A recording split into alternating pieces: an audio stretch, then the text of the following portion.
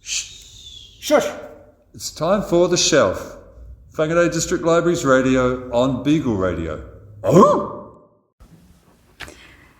Tēnā koutou katoa, nau mai whakarongo mai ki The Shelf, he puno paho mai I ngā wharipukapuka I Whangarei I Beagle Radio 88.1 FM.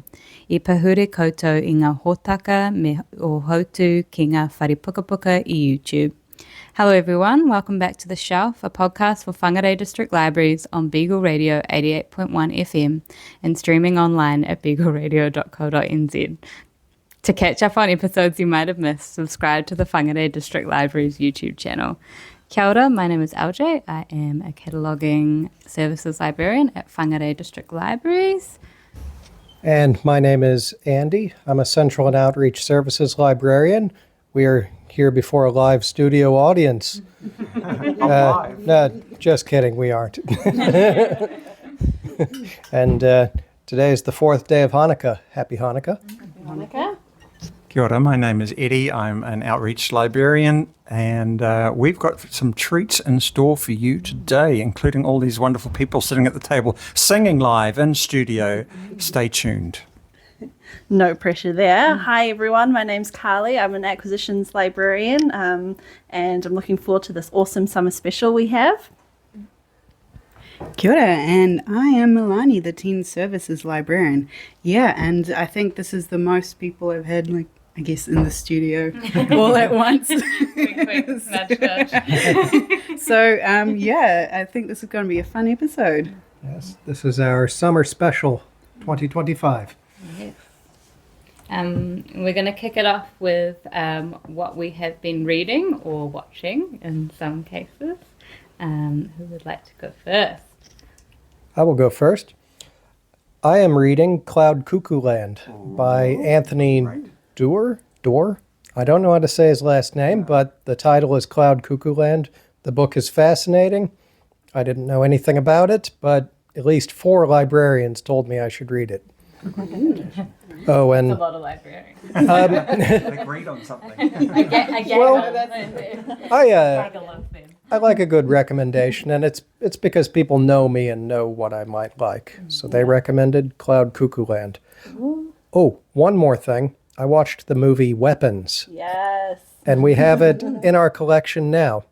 Highly recommend. That was so good. It's a horror, a little bit of comedy in it, but mostly a horror. Yeah. A real festive, seasonal. It was sums up 2025. my eyes were glued to the screen. It was fascinating. So good. Who is next? I can go. I am reading a non-fiction. No surprises there. It is called Encampment, Resistance, Grace in an Unhoused Community by Maggie Helwig. And it's the story of an Anglican minister in Toronto who has an encampment in the churchyard of unhoused people. It's told over a period of a few years and includes some run-ins, shall we say, with local authorities as she faces the challenges of supporting people through a housing crisis when there is no shelter available, but also when the city wants these people to be out of sight, out of mind. Yes, it's very topical. It's really well written. It's really beautiful writing, and it's not very long either. So, yeah, highly recommend. Thank you. I've been reading something Christmassy.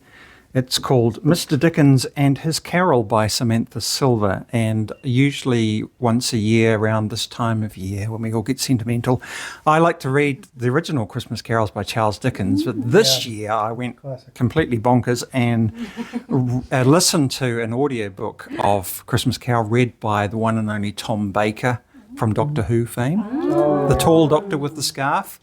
Does it so good. Honestly, you've never had creepier ghosts than Tom Baker can do. But in tandem with that, I was reading this book by Samantha Silva called Mr. Dickens and His Carol, which is a novel, a fictionalization of how Charles Dickens wrote A Christmas Carol. He was under a lot of debt and a lot of pressure from his publishers. The book he was writing at the time was Martin Chuzzlewit, which hardly anyone's heard of, and it's no wonder because it's huge and waffly to the extreme, and it wasn't going down well because he released everything in monthly supplements back then. And yeah, it wasn't going well. He was falling out of favour. Thackeray was rocking the charts and he wasn't doing so good. And he had all his family begging money from him, and he got, and including his wife, who sent to Germany to get one of these newfangled Christmas trees sent over. So yeah, it's a great read. It's quite funny. It's also got a hidden ghost story within the story. So I like, there's been a lot of research go into it, but it retains its spirit of Christmas and fun. I'll hand over to Karlie. Cool. Yeah. Speaking of Christmas, I thought I'd recommend some of my Christmas classic movies I like to watch this time of year. I'm speaking... Die Hard. That is a classic, and yes, I will be watching that. I'm talking like almost 100 years old. I like to watch The Shop Around the Corner, which was made in 1940, starring Jimmy Stewart and directed by Ernest Lubitsch, if that means anything to anyone. Yeah. He's a great director. That one you might recognize, it was remade into the Tom Hanks movie You've Got Mail, which is like the perfect movie in my opinion. So this is the original of that. I also like to watch It's a Wonderful Life, which I think is on Beamer Film actually, if you're interested. I remember from last year. Yeah. That was 1946, directed by Frank Capra, starring Jimmy Stewart and yeah, and that's a really good one. The first one was a rom-com. This is sort of a drama about realizing what's important in life. And I also like to watch, this is a really funny movie, I wonder if you've seen it, Andy, The Thin Man. Have you seen that? No. No, you'd love it. When he looks in the mirror. That's 1934. It is based on a novel, blanking on the author's name. It stars William Powell and Myrna Loy, who were one of the great MGM duos. And it's a murder mystery comedy, but it's just absolutely funny, and it's set at Christmas time, so that's why it's a Christmas movie to me. Excellent. Highly recommend those ones. It's a Wonderful Life is on Beamer Film, and we have it on DVD. Oh, perfect. And the author is Dashiell Hammett. Yes. Sounds like Christmas and summer is sorted there. Well, what I'm reading at the moment is, because not only is it getting close to Christmas and holiday times, and what you do at Christmas is eat a lot of good food, and it's also warmer temperatures out there, so it's perfect gardening time. So what I'm reading is a cooking book called Eat Happy, and just found it returned at the library, and I was just paging through as we do at the back there. And one recipe after another, I was like, I'll bookmark this for later, and then I'll bookmark this one for later, and then decide to just take the book home, and there's got really good recipes there, and so been incorporating some things from my garden into festive food to eat. Oh. So yeah. Yeah, I'd Any like to go to your house, Melani. Thanks for that invite. In the post. Awesome. Have we got highlights? Well, hopefully we've got highlights. Have we got highlights of the year? Of course. Or we could break with just do low lights. Oh dear. Karlie, did you want to kick off the highlights? I know you've got a couple. Oh, yeah, sorry, I prepared a little thing because I'm not great off the cuff. But, okay, so for me, it's been another great year working at alongside this awesome team at the library. I've seen their amazingly strong work ethic and passion to delivering a great service to our community, and they do it all with a great sense of humour. And every day they make a difference in the lives of our library patrons, be it by offering random computer help or just listening to someone's story and making them feel seen, valued, and not alone. And we do so many things in the library and for the wider community, more than most people realize, that it's actually hard to narrow down my favorite times of the year. But the ones that stand out to me as highlights were actually instances of me challenging myself to grow, learn, and upskill, because I'm a library nerd and because it's a really nice feeling when you can see where and how you've improved and grown in an area. So one of those things for me was our preschool fun times, which for me is like a definite introvert. It takes a lot of my energy and bandwidth, but it's also something that I get so much joy and fulfillment from. Dancing with and reading stories to the little kids makes me so happy because their own happiness is infectious. It's a really wholesome and bubbly and giggly time, and every time I think that I love how that feeling just carries me through the rest of the day. And my other highlight is stepping into the acquisitions role, which is dealing with books once they arrive in the library, making sure our supplies are paid, and a bunch of other techie nerdy stuff. But this has been a huge learning curve for me, and it's still ongoing, and I'm proud that I'm doing it and haven't made a huge mess of things yet. Despite it being like a teensy bit overwhelming at times, as all new roles are, but I'm happy that I'm finding my footing and it feels really good. So yeah, lots to be grateful for and lots for our team to be proud of. Like seriously, you guys are amazing, and I know we'll carry our enthusiasm for libraries all the way through 2026. Amen. Amen. Yeah. I'll go next if you like. So, on a similar theme, my highlight this year was visiting preschools in the mobile library bus, and one in particular in Tikipunga. I went and I read them a really great picture book by Leo Timmers called Bear Loses His Glasses, or Bear's Lost Glasses. And it is a hilarious, beautiful picture book. The kids were in fits over the antics of this bear who couldn't see properly. He thought his friend, who's a giraffe, was a snake because he was lying down. He thought a giant boulder was an elephant. Anyway, it went down really well, and then we sang Rockabye Your Bear with them as well. 2 months later, I went back to that same preschool. I hadn't been in between. We had a bit of a change of roster. I came back and the little boy ran up to me and said, "You read us that great story about the bear who loses his glasses." And I said, "Oh, you remember that?" And he said, "Yes, it was real funny. Are you going to read it again today?" And I said, "I haven't bought it today, but I've bought another really good book called The Quiet Pirate." So they all got into that. But anyway, just the delight on his face and the impact that little book had on his little mind was just really quite touching and special. And now I'll hand it over to Andy. My highlight for the year is that I feel I'm more involved in the community that I'm working with more, to the extent where I now have members of the public ask me, "Oh, are you that guy on the Shelf radio show?" And I can gladly say, yes, I am. But it's not just that. I even was at a dance party the other day, and some guy said, "Hey, library guy." So people know me when I go out. That was only the other day. Another highlight I could say is that I've worked with the DVD collection this past year, and I've actually learned a lot about movies and literature from this collection. There's a movie that takes place at Christmas called Small Things Like These with Cillian Murphy. It is not a happy Christmas movie. However, I have it in the DVD collection because a customer requested it.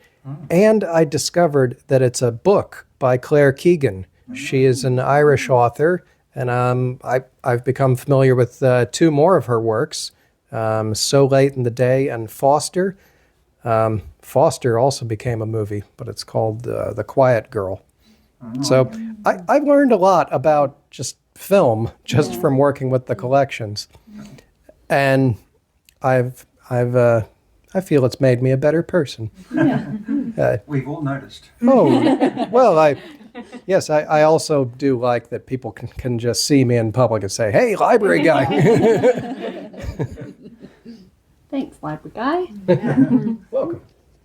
Yeah, well, for me, highlights of the year. Well, apart from moving things around in the teens area and really causing a stir with that, actually joining the shelf crew here was a highlight. Yes. I just been interviewed before, but I just saw how much fun they were having, and I was like, oh, hey, can I join, guys?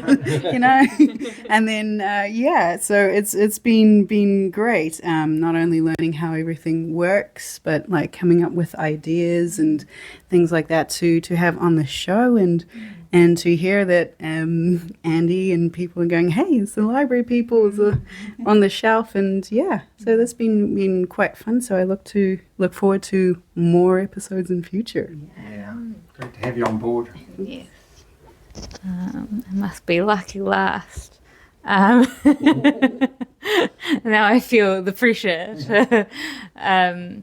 I think the biggest one for me this year was going to Leander Conference, our national conference. I've been before in, is that 2023? That Andy, Karlie, Melani and I went. This time I went with Sally and Deb, and this time I presented 2 talks, one on our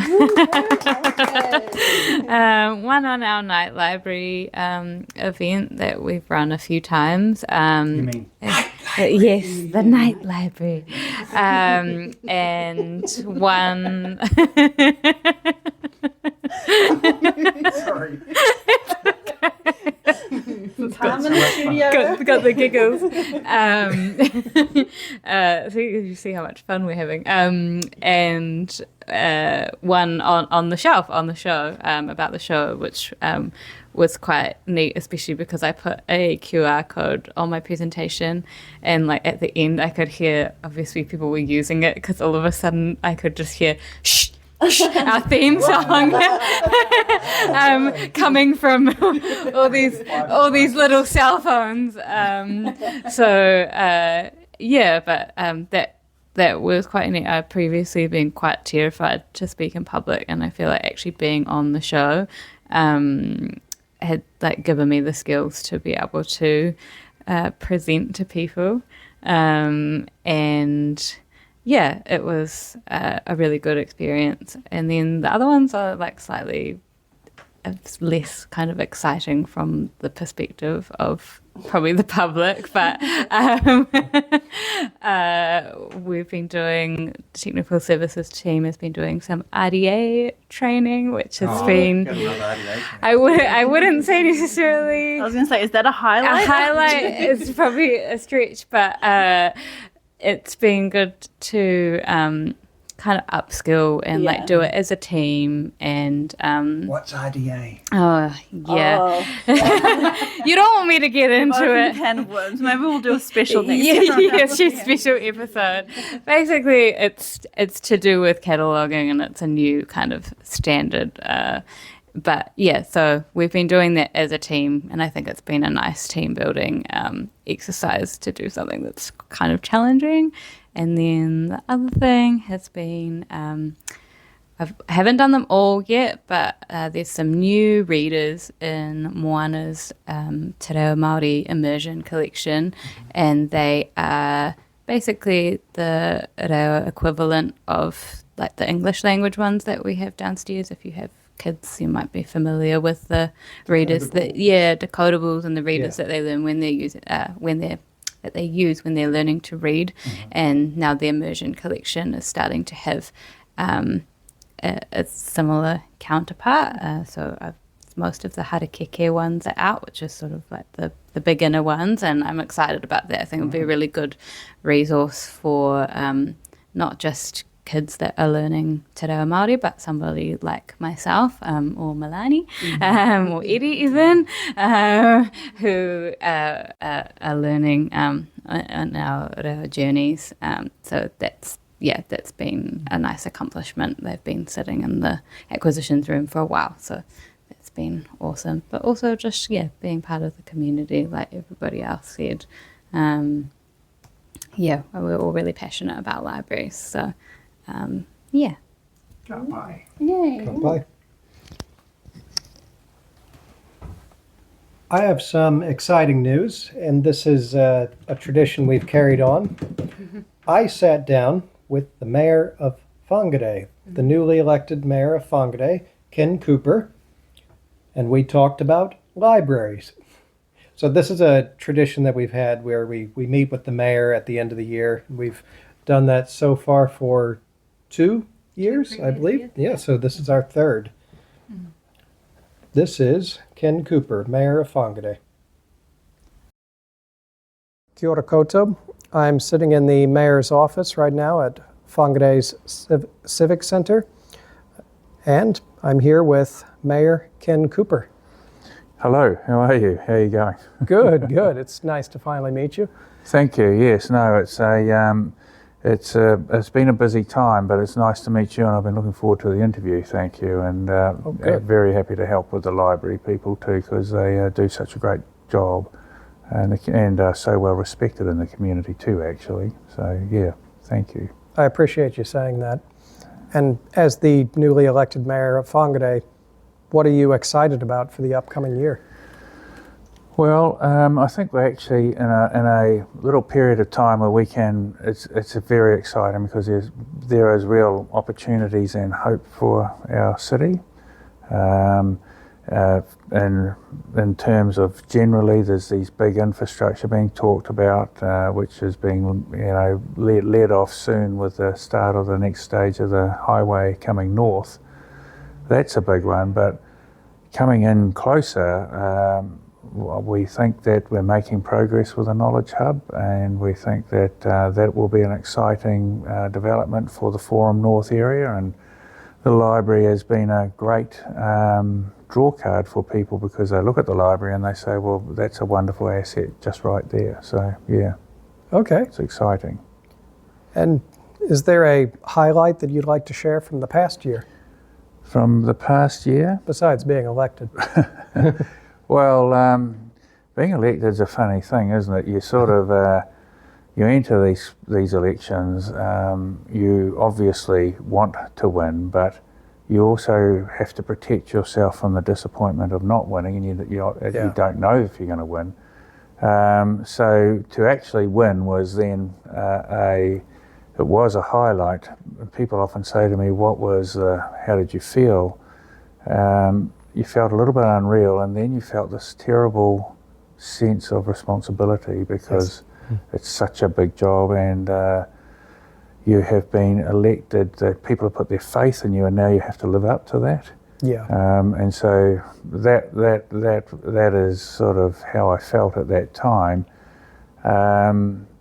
The highlight for me for the last few years, it's hard to pick one really. It's I think I've enjoyed getting the commercial CCTO Whangarei Holdings or CCO Whangarei Holdings up. I think was a good highlight, and that's now ready to make a big difference to the city in this term. So I'm pleased about that.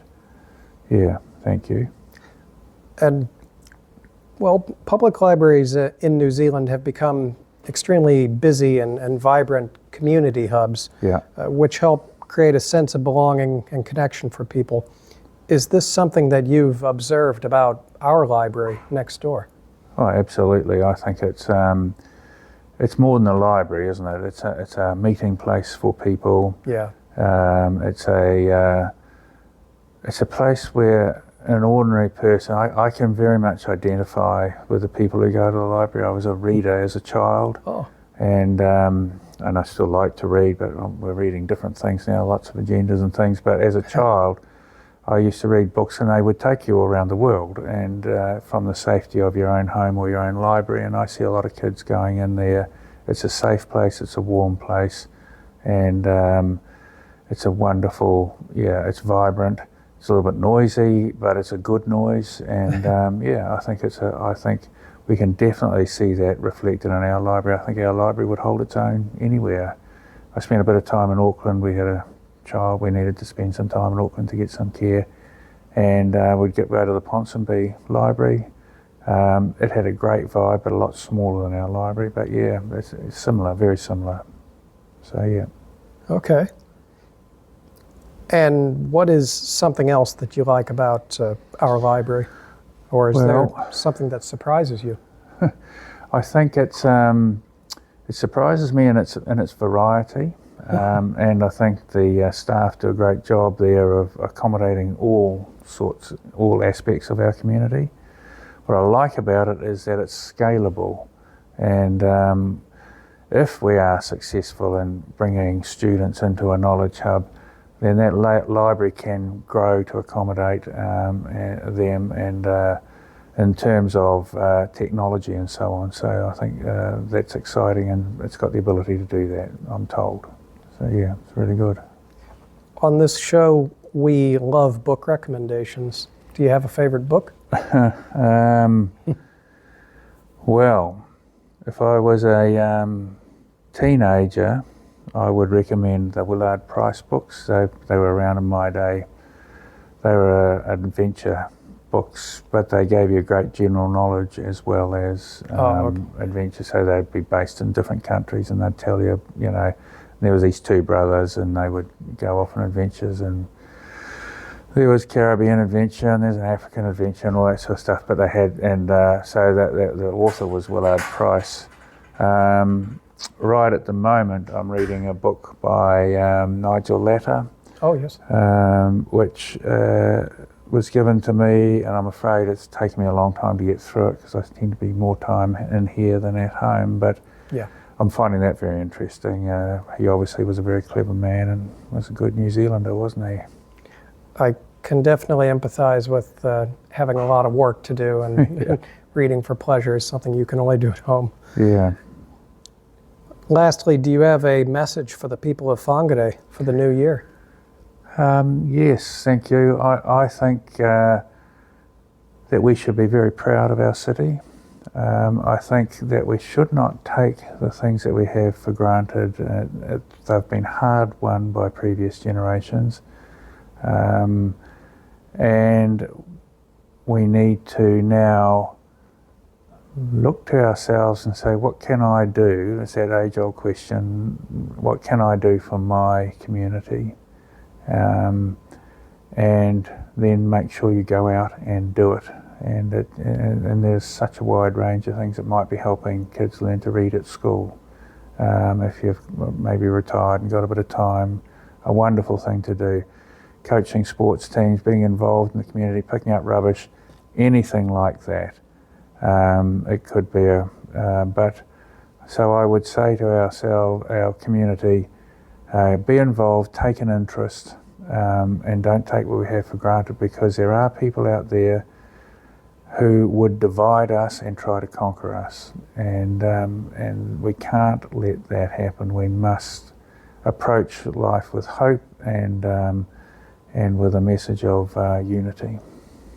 That's great, a message of unity for Christmas and the New Year. Yes. I guess so, but beyond that too. We've got to take ourselves away from being people who look for the negative, or a community that perhaps is driven by people who would have us look for the negatives. Yes. We've got to look for the positives, and they're out there, and we are a great community, so yeah. That's great to hear. And yes, and get involved. It's a good message. Yeah. Thank you so much for your time. I know you're very busy. I appreciate it, and it's good of you to come and take the time. So yeah, thank you very much. Welcome back to The Shelf, a podcast for Whangarei District Libraries. Eddie has recorded a Christmas story for us, and we're going to play that recording here as well. And what is the name of this story, So Eddie? this is a discovered, in inverted brackets, story.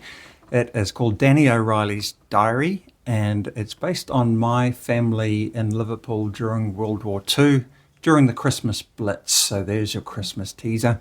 You must forgive any genuine Scousers out there.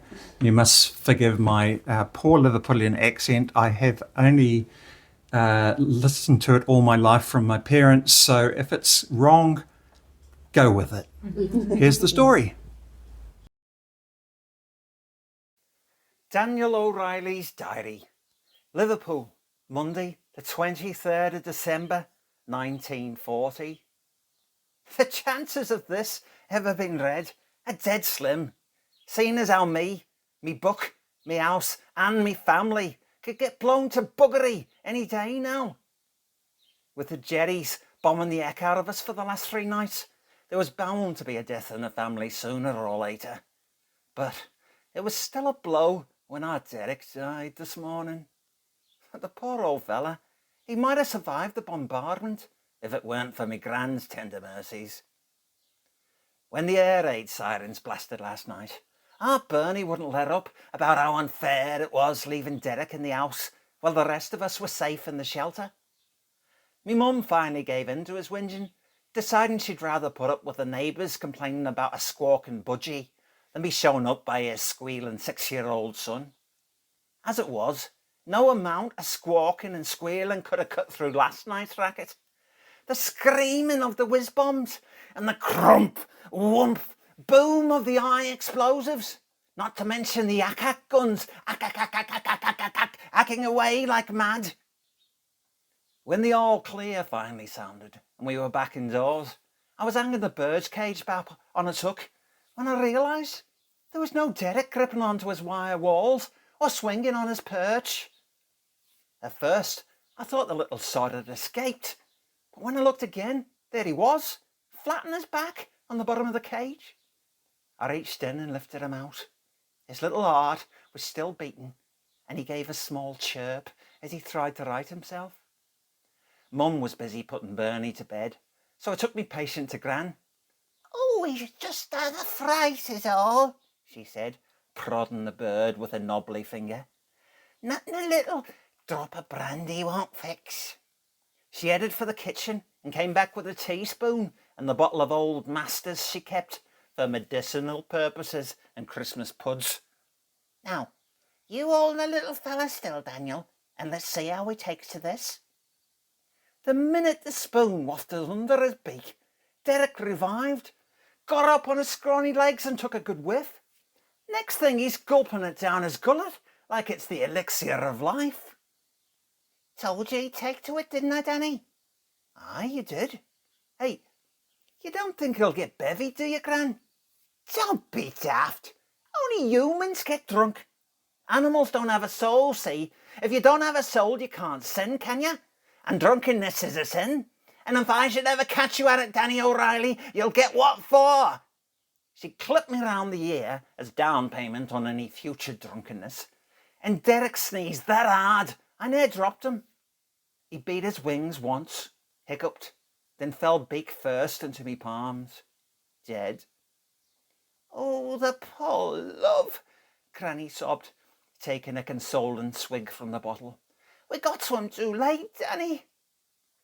I eased open the door of his cage and laid him gently on the shite-splattered echo. "Now, son," Granny said, lighting a ciggy, "don't let on to our Bernie till the morning, eh?" I was relieved to find Bernie curled up asleep with his thumb jammed in his gob. But me? I hardly slept a wink, worrying I was going to break the news to him in the morning. Now that I'd chucked in school and was working all hours to keep our dad's shop open, he was dead lonely. With Derek gone, he'd be bloody miserable. When the 5 o'clock alarm blared, I found Bernie already awake and sobbing into the pillow. "What's the matter, lad?" "I had a terrible dream, Danny. I dreamt our Derek flew away." "What a kid, eh? He's got the sixth sense, that one." At least they didn't have to tell him his budgie'd been given a fatal dose of booze by his gran. It wasn't a dream, Bernie. Derek did fly off last night." His little chin wobbled. "Doesn't he, love us anymore, Danny?" "Course he does. He wasn't escaping from us. He'd just had enough of the bleeding nasties and their bombs. He's not as brave as you, see, so he's flown off to the countryside for a bit of peace and quiet. Like the time Mum sent us off when the war started." "Just like that, aye." "And will he come back like we did and all?" "Couldn't say. Maybe when the war's over." "But that could be ages and ages, Danny." "Come on, lad. It'll not last forever. Our dad's over there giving the swine what for, remember? Plus, loads of our soldiers and sailors and airmen. It'll all be over come the new year." "Do you really think so?" Oh, God, aye. Now, back to sleep, you holy terror. I've barely had an hour's shut-eye, me, and I gotta get ready for work. Hey, and don't mention Derek to Granny, eh? She was that upset when he buggered off last night. So, put on a brave face for her, will you? All right. But will you give us a story before you go? Not a chance. I'll be late for work. Please, Danny, please. Go on, then. But I've only time for a short one. Oh, tell us the one about the ostriches and the minotaur. Not again. Go on, Danny. Do the funny voices and all. All right. Now snuggle down and shut your cake hole. I cleared my throat and began. Way over in Germland, there lives a man called Adolf Littler. He's a tiddly fella with a tiddly mo sprouting out of his lip. And like a lot of little men, he's got a big bad temper. And that's why they call him the Furious. Bernie got in. Who's telling this story? You are, Danny. Then button it, or I'll cut it short, all right? Sorry, Danny. Any rate, one day Adolf gets his gang of nasties together and they grab the Germland leader, Carsey Bill, and chuck him out. Next thing you know, the Furious is boss, and no one's allowed to laugh at the way he spits like a camel when he speaks. Then he gathers all his generals in a dirty great huddle and says, I want more land and more men from mine army. So, round up the tanks and soldiers and capture Austria. Schnell! Now, the people of Austria, known as ostriches, aren't keen on fighting. So when the nasties come, they stick their heads in the dirt, hoping they won't be noticed. The nasty captain says, We can see you, you damn calves. Surrender, or we will shoot you up the arse. Now, ostriches don't like being shot up the arse, so they pull their heads out and say, When the Englanders hear about this, they will flaming marmalise you. We're Englanders, aren't we, Danny? Bernie whispered. We're Evertonian first, Liverpudlian second, and English last, I said, echoing our dad's outburst when he got the call up. Anyway, I continued, when our Prime Minotaur, Nibble Chambermaid, finds out, he goes, I say, Herr Littler, you can't just conquer other countries willy-nilly. Ja, Herr Nibble, says Adolf. Don't get your knickerbockers in a knot.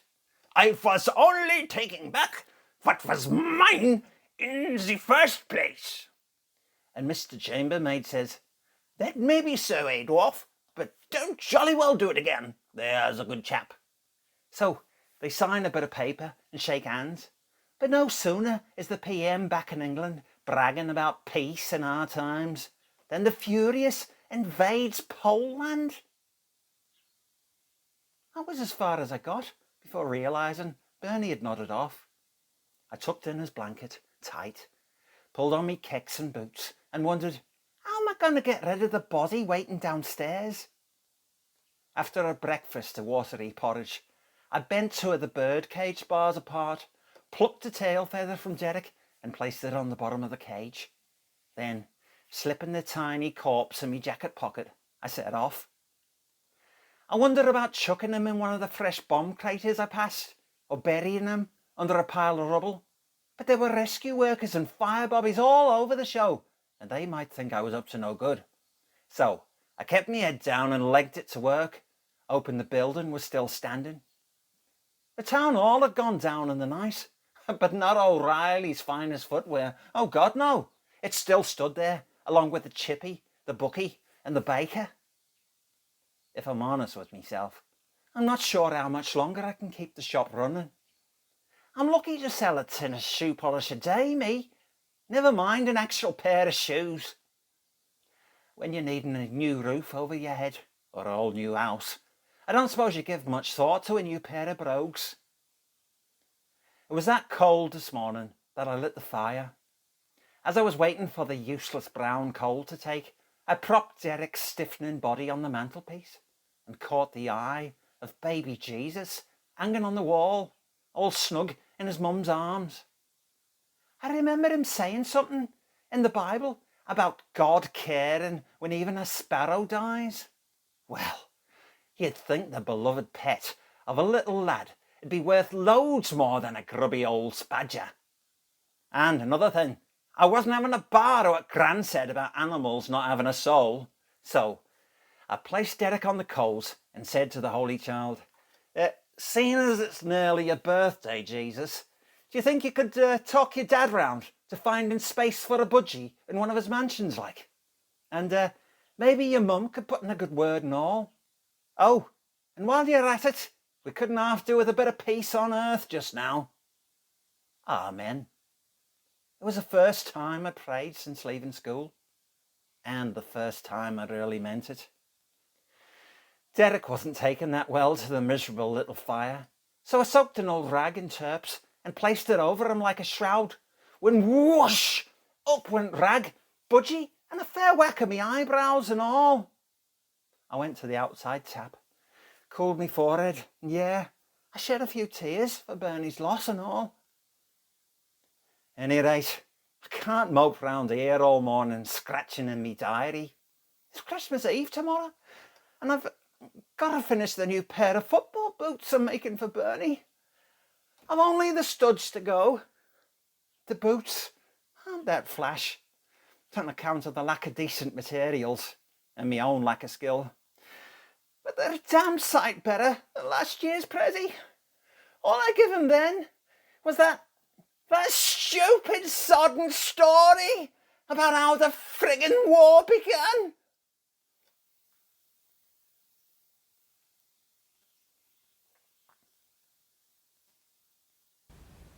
And that was our colleague Eddie with Danny O'Reilly's diary. Thanks for making us all cry, Eddie. Thank you, Eddie. Emotional in the studio. Now, let's see if we can make our audience cry by doing a group song. With our singing skills. Let me just get the words out here. What do you mean? We have this memorized. Now, this song is ancient. If you took all our ages and added them up, it's even older than that. Wow. So about 400 years, approximately, maybe more. It's called We Wish You a Merry Christmas. You all know it, but we put a library spin on it. It was actually, the original was actually banned by the Lord Protector of England in the 1600s, Oliver Cromwell, because he didn't like people being happy at Christmas time, and he thought Christmas was a pagan festival. So here's to you, Oliver. Stick this in your pipe and smoke it. Yeah. I'd like to learn about the origin of figgy pudding. Also. Figgy pudding, yes. There's no figgy pudding in this version of the song. Okay. Join in as you feel compelled. We wish you a Merry Christmas with books on your Christmas wish list. We wish you a Merry Christmas and a Happy New Year. Now bring back your overdue books. We won't give you any stern looks. Now bring back your overdue books so others can share together. Wish you a Merry Christmas with books on your Christmas wish list. We wish you a Merry Christmas and a Happy New Year. No late fees we'll charge, no small ones or large. Now bring back your overdue books, yes, bring them back here. We wish you a Merry Christmas with books on your Christmas wish list. We wish you a Merry Christmas and a Happy New Year. Let's check out a different genre than westerns, romance and horror. Let's check out a different genre and broaden our minds. We wish you a Merry Christmas with books on your Christmas wish list. We wish you a Merry Christmas and a Happy New Year. Now don't be like Ebenezer, he was such a stingy geezer. Now don't be like Ebenezer and Scrooge it all up. We wish you a Merry Christmas with books on your Christmas wish list. We wish you a Merry Christmas and a Happy New Year. The Grinch was another mean one who tried to steal the season. The Grinch was another mean one, so grumpy and green. We wish you a Merry Christmas with books on your Christmas wish list. We wish you a Merry Christmas and a Happy New Year. Okay, Bob, it's your turn. Now turn up your television and fest on some festive fiction. Now turn up your television and tune in your mind. We wish you a Merry Christmas with books on your Christmas wish list. We wish you a Merry Christmas and a Happy New Year. We've more than books to lend you, ukuleles and telescopes too.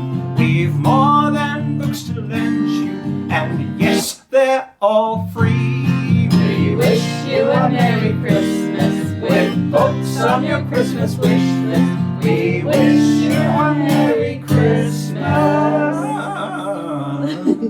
Thanks, Bob. And a Happy New Year. Wow, what an incredible choir.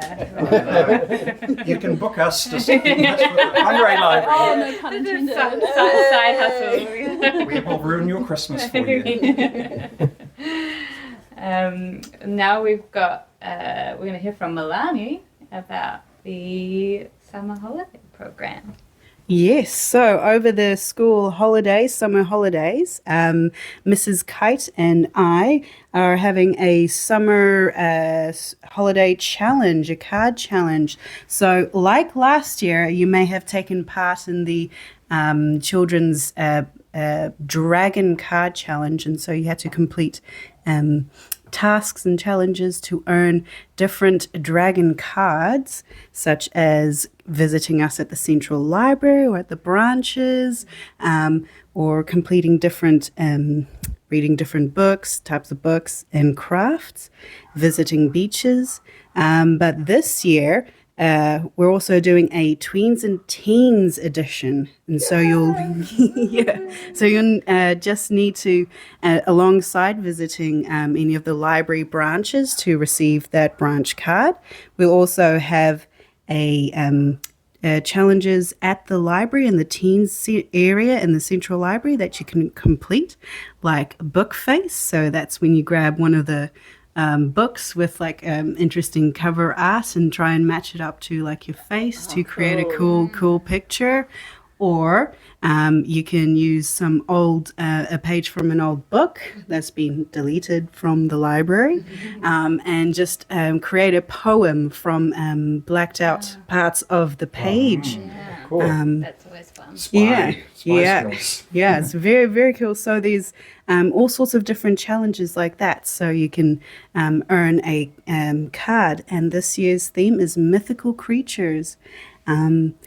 So the information about the different challenges and what cards you'll get is on our website, and you can also check them out at the Central Library.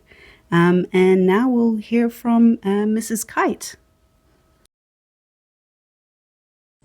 Hi, it's Mrs. Kite here, the children's librarian at the library in town. So we are super excited because we have launched our Mythical Creature cards for the summer reading holiday program. There are 20 challenges to complete. Some of them are as easy as visiting a certain library and then you will get a card. And some of them you need to do something for. Go onto our website, put in the keyword search summer or mythical, and you will find all of the challenges there. There are 20 cards to collect, and once you have all 20, you can play the game on the back. And we will be having a party on the 21st of January in the children's room at the Central Library. And when you come to that, if there are some cards that you didn't manage to complete over the summer holidays, you can pick up those cards there. Anyway, have the best summer, and I really hope that you enjoy collecting this year's set of cards. And that was Mrs. Kite talking about the school holiday program. I want to ask everyone here, just round table, what is your favorite mythical creature? Oh my goodness. An honest politician. Whoops, shouldn't have said that.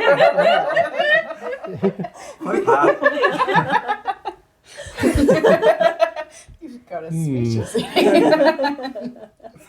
I was just going to say the griffin. Griffin. Yeah. Yeah, oh, what a great, You know. half bird, half, what is it? Lion. Half lion? Yeah. I like vampires. I love a good vampire story. Yeah. Mine's a phoenix for sure. Oh, Phoenix? rising from the ashes. Like a rebirth story, maybe. Yeah. Yeah. Oh, like that book we read. Yeah. What was it called again? Phoenix Rising? No. Parable of the Sower. It was a big deal. We had a whole show about it. Oh dear. I was just gonna say Selkie. Selkie. Yeah, 'cause I've Oh, I read can't get past the couple- Selkie. Actually, I was looking at the Selkie card for the tweens and teens program this morning and coveting. Yeah. Yeah. It's very Okay. cool. It's very cool. I quite like a ogre. Speaking of one-eyed creatures, it's because they this creature with one eye, and yet they never wear glasses or a monocle, and they look quite ferocious. And I think Shrek would have made a great ogre if they'd just given him one eye. And also, what's his name on Monsters Inc. Oh, Mike Incorporated. Wazowski. Mike Mike Wazowski. Wazowski. World's Yeah. cutest ogre. LJ, would you like to Oh, yes. do the next? I sat down with Glenn, our new library manager, this morning. I accosted him in his office for a Christmas message. So we're going to round out the show with a holiday message from Glenn, our library manager and former shelf host. Yes.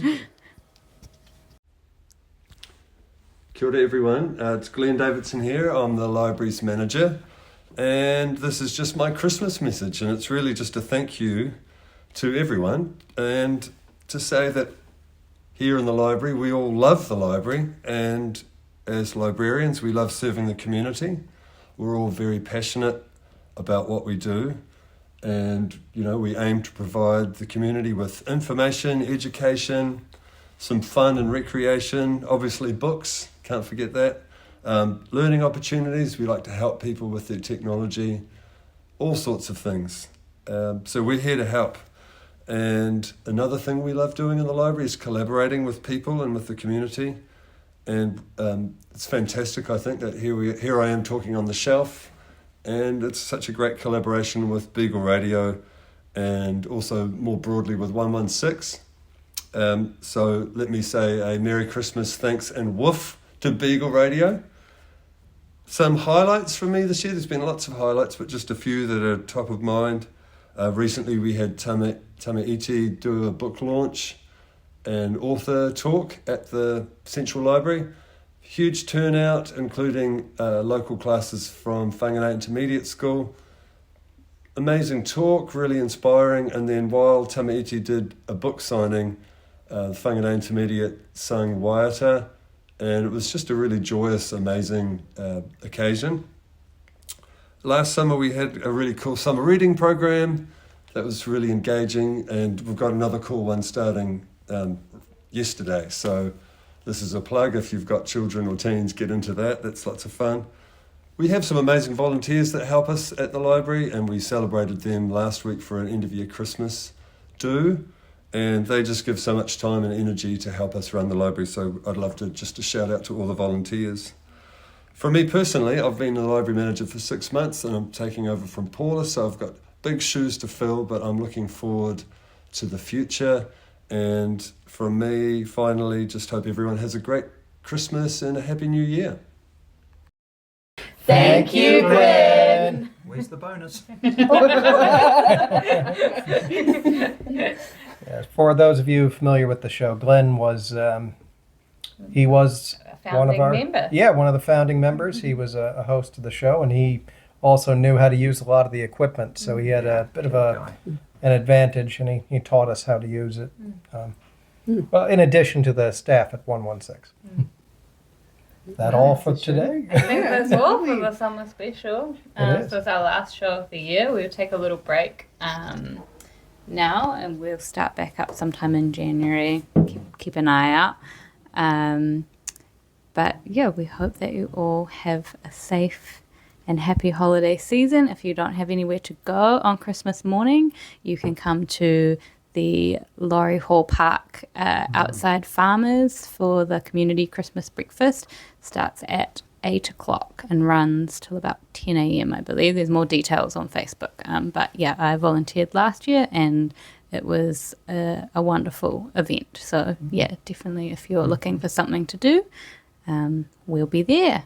And all that remains is for us to say, We wish you a Merry Christmas with books on your Christmas list.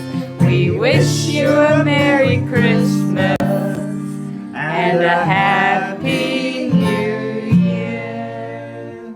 Kaki te. Kaki te. See you at the